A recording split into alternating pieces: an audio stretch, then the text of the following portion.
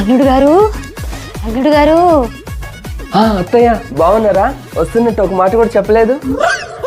వస్తున్నట్టు ఒక మాట కూడా చెప్పలేదు కదమ్మా.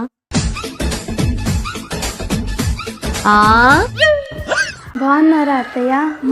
ఎప్పుడొచ్చారు? బాగున్నాను తల్లి, ఇప్పుడే వచ్చానమ్మా. కాలేజీకి వెళ్తున్నావా? వెళ్ళమ్మా వెళ్ళు.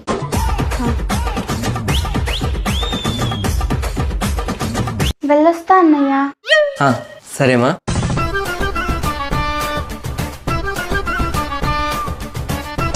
అవును అల్లుడు గారు, నేను పోయినసారి వచ్చినప్పుడు మీ చెల్లెలు అన్ని సగం సగం బట్టలు వేసుకొని కాలేజీకి వెళ్ళేది.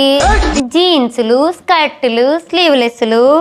మరి ఇంత మార్పు, ఇంత పద్ధతి, ఇంత సంస్కారం ఎలా అల్లుడు గారు? ఓ అదా, అదంతా చలి నేర్పించిన సంస్కారం అత్తయ్య గారు. ఎలా? అవునమ్మా, ఇందాక పద్ధతిగా చేతులు కట్టుకొని బాగున్నారా అని అడిగింది గుర్తుందా?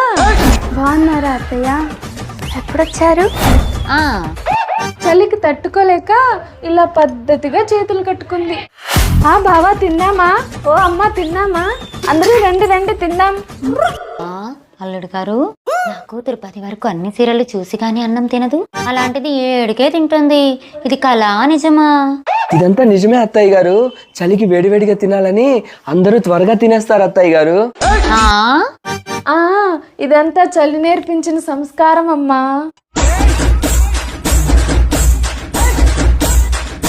అత్తయ్య గారు, మీకు దుప్పటి కావాలా, కమ్మలు కావాలా అత్తయ్య గారు?